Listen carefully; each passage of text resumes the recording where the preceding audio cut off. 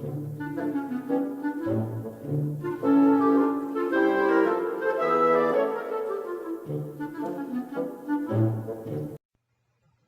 morning.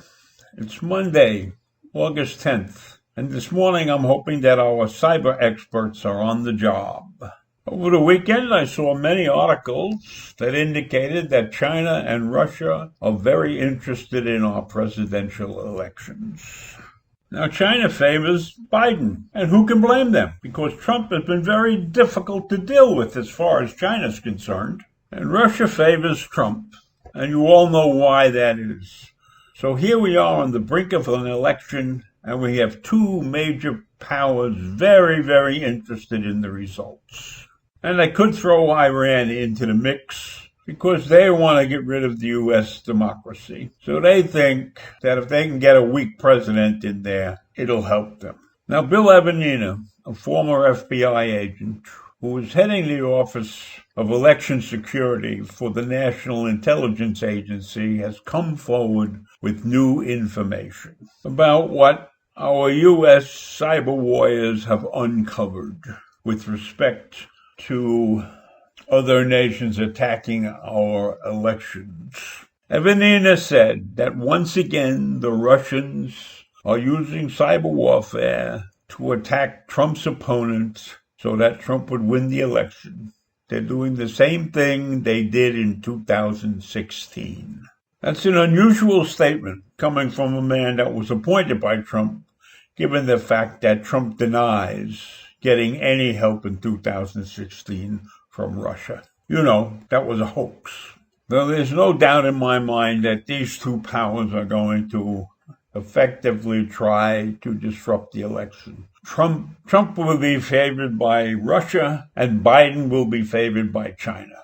Evanina has categorically stated that there are Kremlin-linked actors. That's what they call the cyber warriors in Russia, linked actors. Now, these actors are going to be on social media, not as Russians, but as Trumpites. And they're going to try and convince our citizens how good and how great and how wonderful Mr. Trump is. And they're going to appear on social media, all kinds of social media, casting aspersions on Biden and supporting Trump to the nth degree. So I'm sure that we will find them on Facebook, on Twitter, on Instagram, and even on TikTok, which Trump has recently banned. But they'll be out there espousing the wonders of Trump. Now, the National Security Council has issued a statement that we will not tolerate foreign interference in our elections. And any country that chooses to do so will be dealt with appropriately. Now, appropriately could mean anything. Now, that's a wonderful declaration, but I don't know how they're going to be able to execute it. And I suspect that the Russians and the Chinese have pretty sophisticated cyber warriors themselves. So I think it's a very difficult and very tricky situation. And silence on it might be the best approach. And in addition to silence, we need to be on the watch for all of these malicious messages that will be out there. Because I'm sure the Russians and the Chinese are prepared to inundate our social media platforms with thousands, if not hundreds of thousands of messages, detrimental messages. And of course, the president says he doesn't believe that the Russians would do such a thing. You all know that the president told us that Putin told him that they never did anything. But of course, he believes definitely that the Chinese will do such a thing because they don't like him. They hate him. And they like Biden. Now, the experts readily admit that China is behind Russia as far as cyber war goes.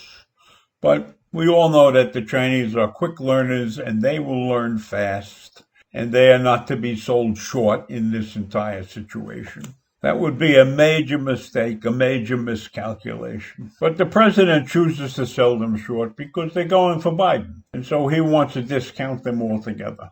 But that's a mistake. There's no question in my mind that China will make an all-out attempt to defeat Trump. And Trump will attack them for doing it. but that would be a mistake. But he won't attack the Russians.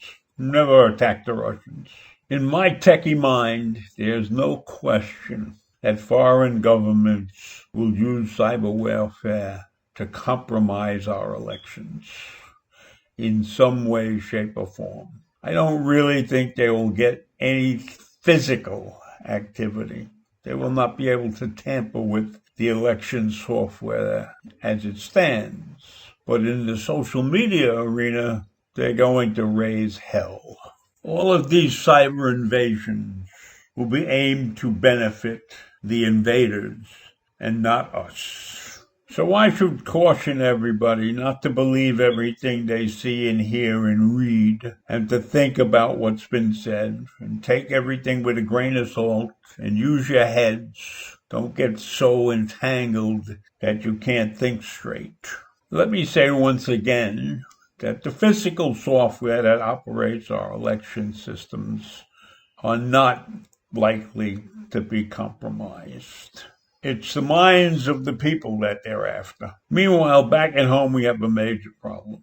The Democrats have one view of the world, and the Republicans have an entirely different view of the world. And I guess that's okay, but at some point in time, our government has to get their act together and sit down and compromise and come to some agreement that benefits this country instead of leaving us so divided, so divisive that we can't get anything done. We have 300 million people out there, and we can't get a package put together to help them. Think about this. The ineptitude that we are displaying to the world is fodder for the cyber warriors. I want to leave you with that thought, and I'll see you in the morning.